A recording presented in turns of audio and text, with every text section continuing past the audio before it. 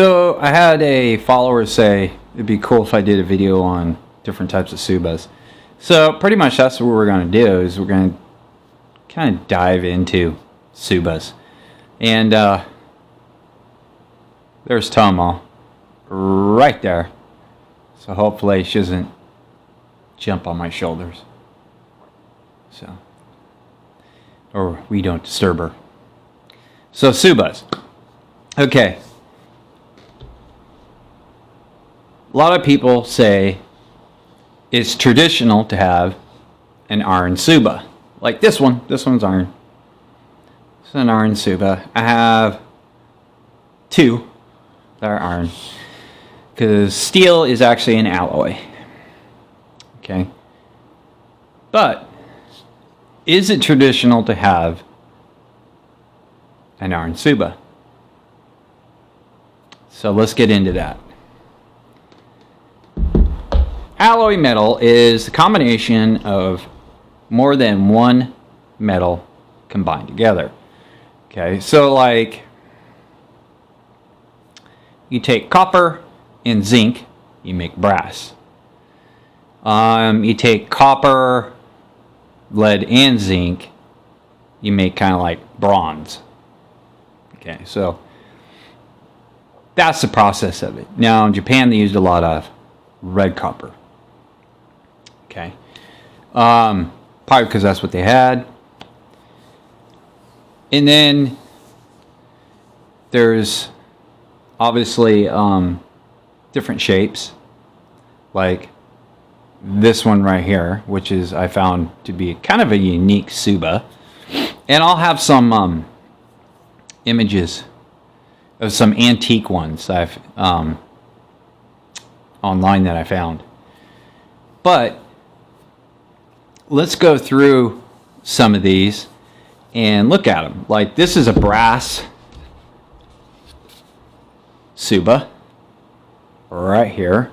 This is my sawadi, and it's got dragonflies on it and everything. And it's a pretty good thickness tsuba, which you would want. So they actually would make a brass tsuba. And of course, I just showed you guys this one. This is an iron one, which is really a nice one. Basically, it's like a moth on it. And it's got a pretty good thickness tsuba. Now we come to a copper one. Now this one right here is also a copper one. It's an antique. You can see it's got a pretty good thickness on it. See if I can't get the images in there. This is basically like foxes, I would say, on here. So that's a representation of a copper one, and they all have some pretty good thicknesses to it. Now they also did this. This one's kind of thick in itself too. This one's my wife's, but this one is way different. This is a bronze one. Now, believe it or not, bronze can be pretty tough. Could you cut into it? Absolutely. Could you cut all the way through it? No. Your blade would get stuck in it, which actually could work in your advantage. So there's some different types of materials. And from what I found, they used a lot of copper, iron. They used bronze. I couldn't find any bronze antique ones because there's so many on this site. But they also did copper and silver together, or copper and gold. And it's probably because it probably went together better than with brass. Another fun little fact on this, I was wrong. Swordsmith could make your tsuba if you asked them. Most of the time they didn't. So where it came down to for making your tsuba for your sword was your armor maker. He would actually make your tsuba for you. And there are so many different designs. It's crazy that we don't even knew probably existed. You know, like the first one I showed you is very unique. So, but the question still is iron tsuba the traditional way for your katana? And actually, the answer is no, it's not. The reason why, if you go online, a lot of antiques, you find an iron tsuba on it, is basically this. It was inexpensive at the time to have made. Because again, this all boils down to, do they have the money for it? And I noticed on some swords, if you go and look at antique swords that might have like a bronze tsuba on it, and then you look at one that has an iron tsuba on it, same time period, the one with the bronze tsuba is going to be more money. Because back then, that took more skill to produce that alloy metal than the iron one. So that meant that person could have been a daisho or a very wealthy samurai in order to have that produced. It all boils down to their finances, just like today. That, unfortunately, over time, that has never ever changed. And on top of that, the shogun kept the samurai, you could say, poor, so they couldn't raise an army against them. So if they didn't have the money for an alloy tsuba, they just went with iron. That's why you find most of the antiques with iron. You will find them, though, with bronze or copper or, you know, brass. And then with those, they would have incorporated gold and silver. So now, another little fun fact. These little holes. Okay, we all know with the holes, that one right there, and then the one over here, in the tsuba, okay, you notice they're shaped a certain way, right? One's for a knife, the other one would have been for chopsticks or your hair. But the reason why they're shaped the way they are is they also have another meaning. Because one hole represents the sun, the other hole represents the moon. That's why they're shaped the way they are. So again, it goes back to their whole kind of belief in Shinto with nature. It's incorporated into their swords. So if you want to get a sword and they only offer it in an alloy, then get it with the alloy. You know, don't think it's not traditional not to get one with an iron tsuba, because they used alloy back then too. It's just, it was more expensive for them back then. Whereas now, it's kind of changed. Alloy metal to have put on your sword is cheaper than an iron one. So, there you go. Because I have noticed iron ones are more expensive, where the alloy ones aren't. So, you're not being untraditional if you don't get one with an iron tsuba on it. It's perfectly fine. They did it back then. You know, I think representation that they're doing nowadays is pretty spot on, it's pretty creative. And then on top of it, I've heard, not from a lot of people, but from other blogs and everything else, people would say the tsubas were way bigger back then. You know, this is about 7.5 diameter, which is wise. So you divide that by 3, you by 2, it's a little over 3 inches.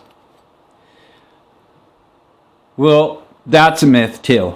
The tsubas that they make nowadays, like this one, and this one's relatively, maybe a little bit bigger, about the same size.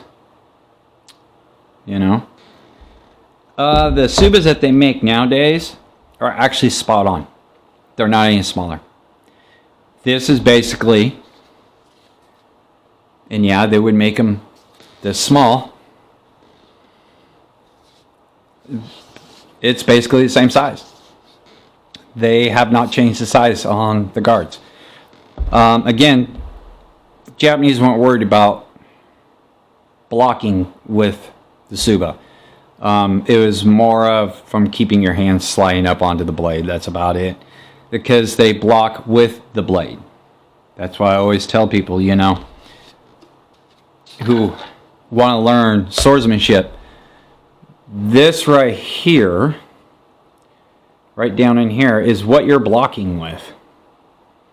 Okay? Or, excuse me, this right here is what you're parrying with. This right here is where you block, because it's the thickest. And then, of course, up here is where you're going to be doing the cutting. So you cut, parry, and then block. And really, when you block down here, it's for like a really hard hit. And then you use either the mune side, the edge of it, or you use the flat of the blade.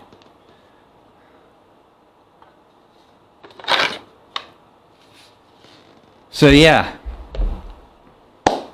it's kind of interesting. I get even more technical, but I'm not going to on this because there's a lot on there. But just so you know,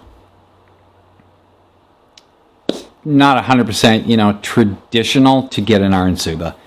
Like I said, they used all kinds of material back then. It's just it was inexpensive because it was readily available. Whereas the alloy back then, bronze, copper, brass, they had to make it. So it took longer. And then the process to do an alloy, it was like sheets. They would fold into one another.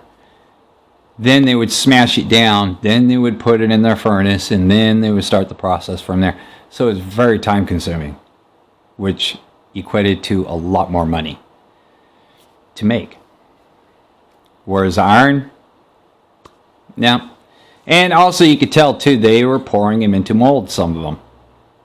You know, like something like this, bronze one, my wife's bronze, that would have been poured in a mold. You could tell too, they were using molds. And yes, the quality on some of them is just like this. You know. They had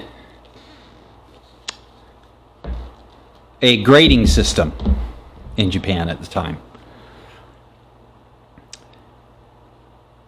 A single A grade is a good tsuba maker.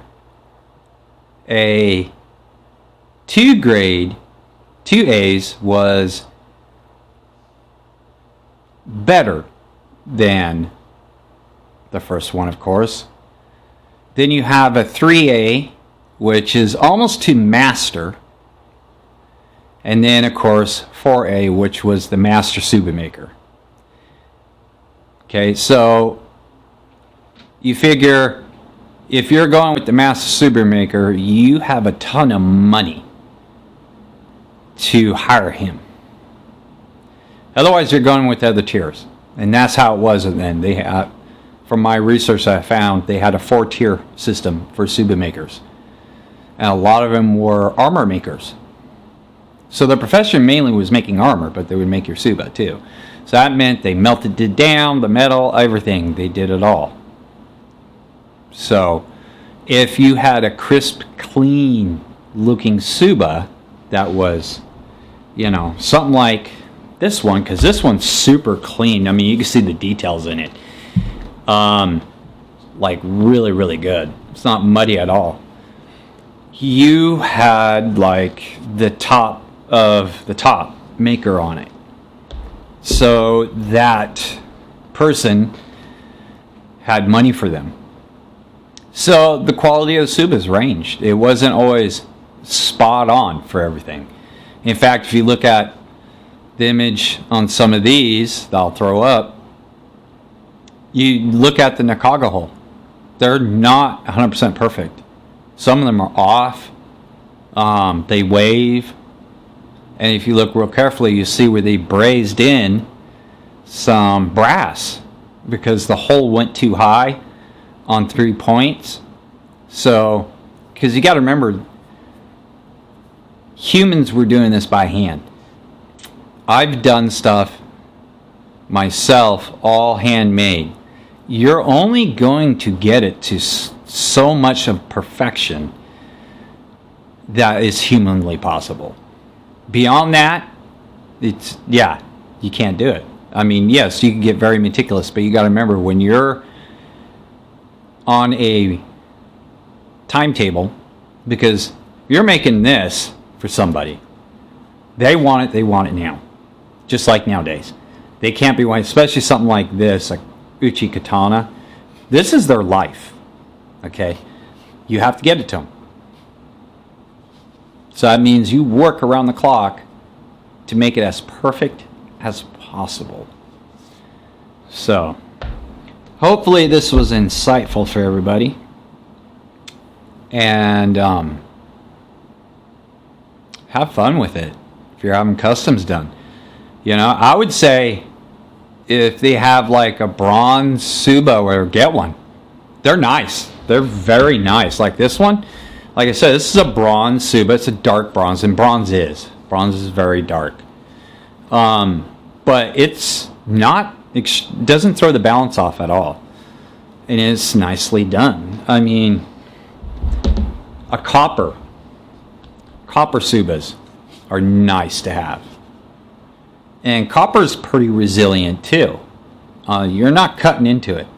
Well, you're not cutting through it, let me say. You'll cut into it, but you're not going to cut all the way through it. Copper can be very resilient. So can brass, depending on the thickness of it. Just like iron or steel. You can cut into it. Might damage your blade, but you can. So I hope this kind of like clears up some things for some people. If you're thinking, because you got a sword done, you couldn't afford the iron tsuba, you weren't being traditional. You weren't. There's no set standard on that. It's just a misconception because they couldn't afford anything else.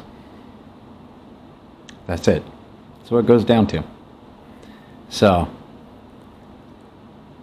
we will see you all later. I have to get ready to lay out my next video. And we will see you all next time.